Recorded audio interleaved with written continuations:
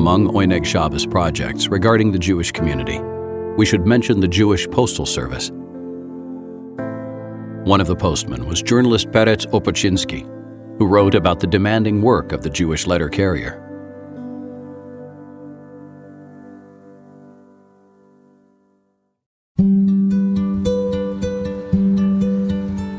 Jews, come feast your eyes. Can you believe our luck? We've got a Jewish mailman. The letter carrier was welcomed into every Jewish home with shouts of joy, looks of astonishment, and then with affectionate glances. The letter carrier's self-esteem began to grow. The Jewish letter carrier got off to a good start. The job of letter carrier in fact stoked feelings of envy in many Jews, who treated him as one of the elect, one of the fortunate few on whom Lady Luck had smiled. No one really knows why people felt this way. Does the letter carrier's job in itself have something romantic about it? Does he bring the scent of far-off lands, of oceans and deserts, and of ships and trains along with him?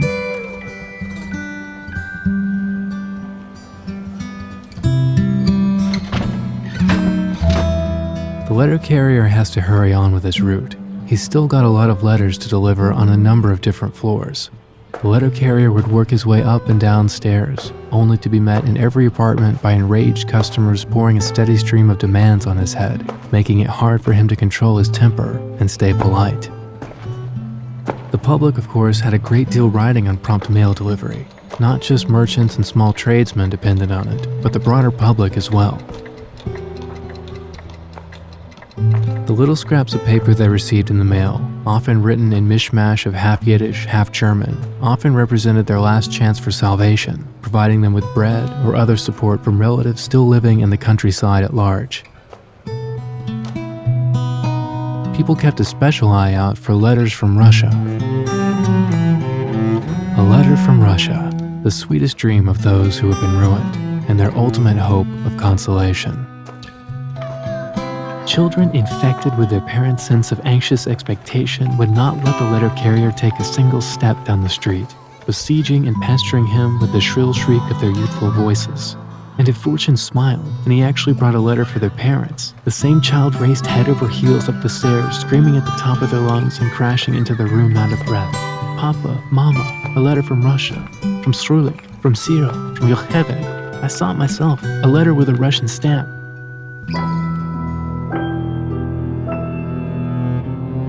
The Jewish woman is dizzy as she waits.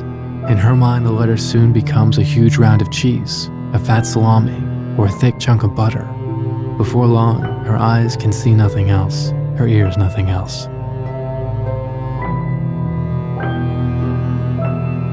When a Warsaw Jew received a package with items such as these, he would be able to take some of it, a portion of tea, coffee, whiskey, or tobacco, for instance, and sell it for good money on the open market.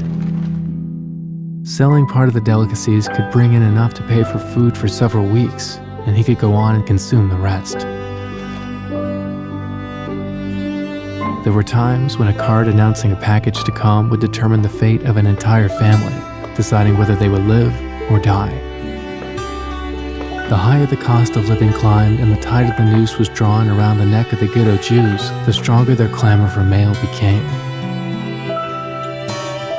The constant wait for packages drove people out of their minds.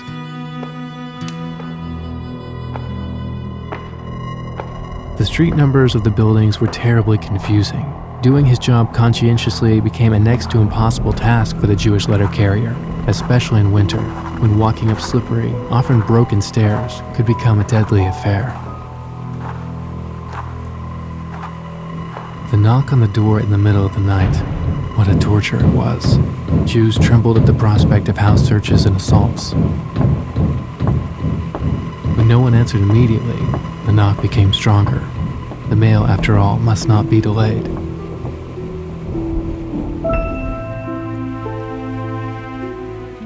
In winter, the letter carrier might see 10 to 12 people in the home of one of the larger families, lying in bed with pale faces and feverish eyes, swallowing their spittle.